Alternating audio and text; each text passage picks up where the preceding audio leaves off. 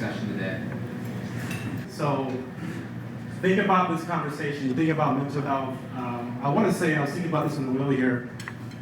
We have come a long way. We got a long way to go when it comes to mental health in construction. Just having the confidence to say something, having the confidence of whether it's a senior level seasoned superintendent or a new kid just starting out can actually say something about how they're doing. And it's not soft, it's not weak. But the one thing that we never know about people is that we're sitting next to people that we may know and some people that we don't know. But the things that they have inside, we have no idea. Women make up like barely 12% of our industry. But women also are dying by suicide.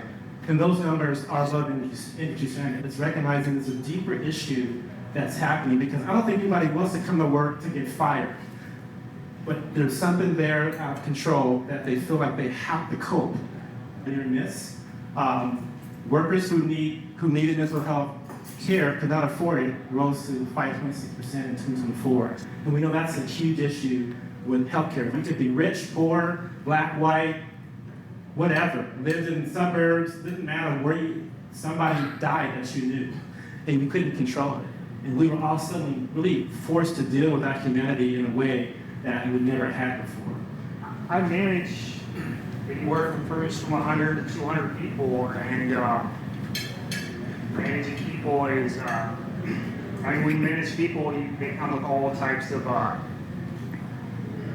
different backgrounds, problems, addictions, and so caring about people is, it's not important doing my job, right? I tell you that my career started out installing HVAC systems and it evolved into managing people. Now I don't really install HVAC systems, I manage people, and it's really evolved. There's a lot of suicide, there's a lot of addictions. I was talking to a buddy about it, and like it may contribute to like the long hours that we work when it's feast or famine. You're working 10 hours a day, or you're getting laid off.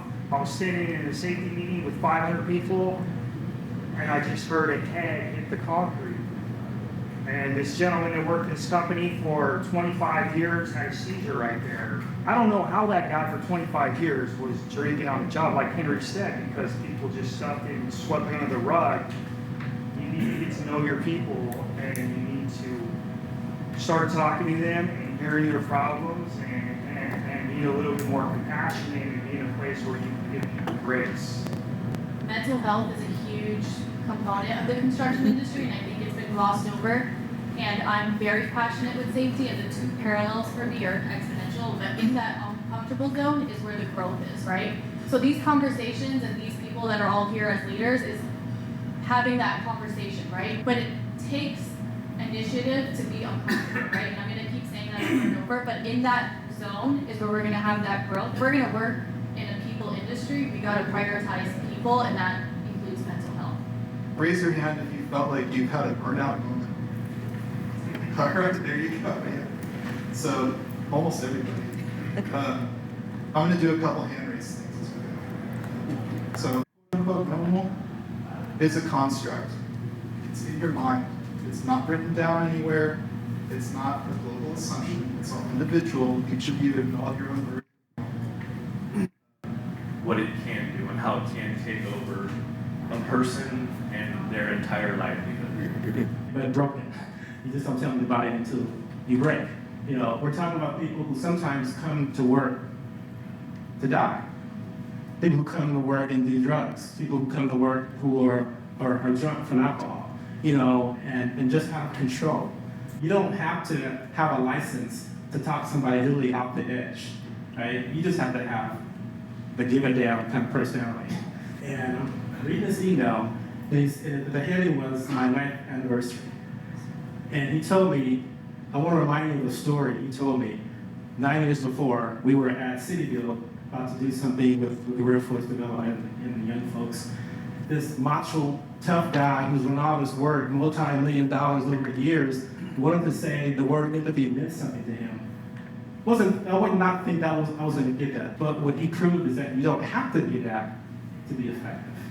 And recognize that you can be effective but I know in this industry, we watch the people who've soared and who've done well, and they've done well with that a-hole title. So, hey, I'm gonna repeat that and I'm gonna be fine. When I read the stats about our industry as it relates to addiction and suicide, they're eye-opening. Well, that's sad, it's true. So for me, I want to love the people I'm working with, feel the people I'm working with, be part of what they are. In our industry, this macho man, I can handle everything, I'm okay, I don't cry mentality, it still prevails.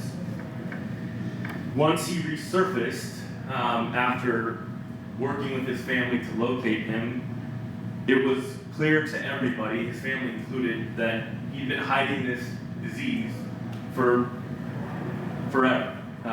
Forever to us, for me, was the 5 years of knowing him, but he was hiding it, and he was hiding it well.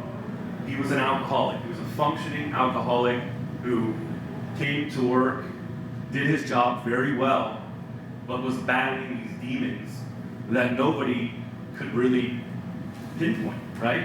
He leaned into the person. He didn't remember the person he had become. He remembered the person that we knew who was part of the Delmonte family. I can walk into a job site, go to my toolbox, and have every tool that I need to build a hospital. But when I left the job site and I walked in my front door, I didn't have tools to know how to deal with the pressure of everything that was coming around from his career, from his personal life. He's one of the best electricians that I know and I respect, and he's officially 1,120 days sober. He checked in with me today. That's 3+ years. It's hypocritical if we don't tie in mental health, because we're saying, hey, your physical safety is important and this is what matters, but your mental safety isn't, and it's hypocritical. And if we add them together, that's around 15 people every single day. We're investing a lot, we're doing a lot, there's a lot of initiative in safety to prevent these fatalities in the construction industry, but then we're missing almost 10 to 12 people. When you make it into check the box, you've lost the importance of it, right? It's just, hey, we're coming in once a year, it's just something I have to do. And those could be people that are struggling with either addiction, they could be that guy that's just kind of hiding under something, they're trying to escape something for them, and then now it doesn't matter, right? How do you grow a garden? You're constantly watering it, you're nurturing it, you're keeping it, giving it constant attention, and it's not, hey, that plant's dying, let me go water it once a year right before it dies down to keep it going again. For him, that's his friend. And so when you have leaders and you have someone that you're sharing a story with, it desensitizes that statistic. Hey, my uncle just had a heart attack. That's not a stat anymore. That's someone that you know. That's someone that you love. That's someone that you respect. I know personally Ron Heiss facilitated at least 4 people through the 104 rehab program and helped them with their addiction, right? Because like I said earlier, at the end of the day, we're just humans, and as macho as everybody appears to be in the industry is, we're just looking for something to connect with, right? So when you just make it into like all right guys, once a year, mental health, here you go, sign the box, good job, go over there, get a cookie, you've lost it. But like, what I lean on a lot, like the safety, I love the safety people because they will do the 4-hour orientation. And they're gonna be like our first line of defense, where we talked a lot about this, the first line of defense, and it's happened where we kind of got somebody who's in there who's not quite right. Just a first, like, an event that happened where somebody had kind of a mental breakdown on the job they were running. They asked to be removed from the job, and this guy has done so much for this company. And he's a huge asset.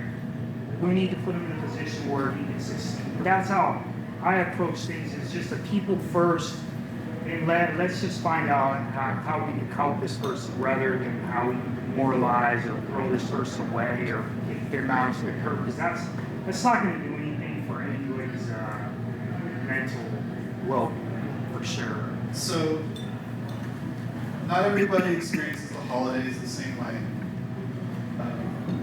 I've ignored them for years until recently.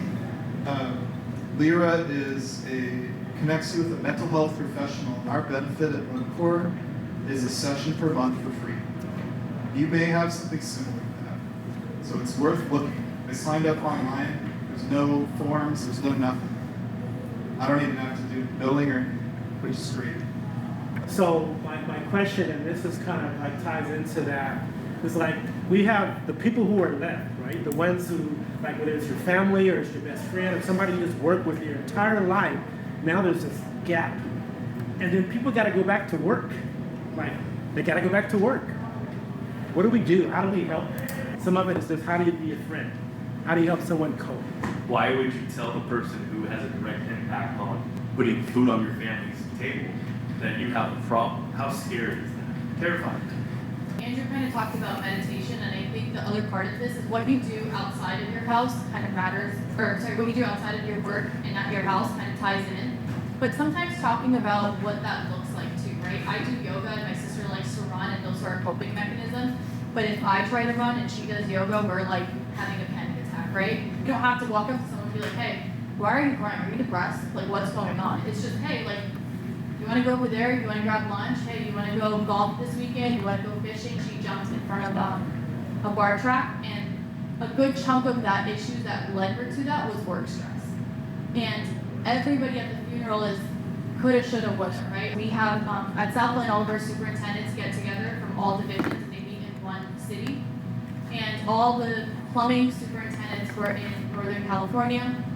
And they're meeting all together, and they're, go out, they have fun, blah, blah, blah. I'm talking to one from one of our other divisions. This is like the most happy-go-lucky guy, cannot sense anything. He has a full, just the most warmest, nicest guy. Everyone has nothing but good things to say to him. The meeting ends on Thursday. Monday morning, I get a call that he committed suicide that Sunday. You're talking 10 to 15 suicides a day, but now that's someone that I knew. And now it changes, right? It changes how you look at things. You could have the worst processes and have the best people, and you're still going to get good results. I've worked in a couple companies where people weren't valued and people were expendable, and most companies aren't even in business anymore. So it's that whole oxygen mask thing. Get me that first. You are most important. One thing I've always said is the show goes on, right? That's the harsh reality of a lot of this stuff, regardless if someone passed away from a heart attack, from a suicide, natural causes, whatever it might be, the show's going to keep going on, and your body and your mental health should not pay the price for that to keep going on. But it's hypocritical that we only care about physical safety and not people's mental safety. You are the bridge cohort between these eras. It's you. You're not just listening to this today. It's you. You show that this stigma is made up, doesn't exist. You are the change in the industry. Your foresight is 2020. This industry is made up of the best people, in my opinion, in any other industry. I don't have that much experience elsewhere, but I truly believe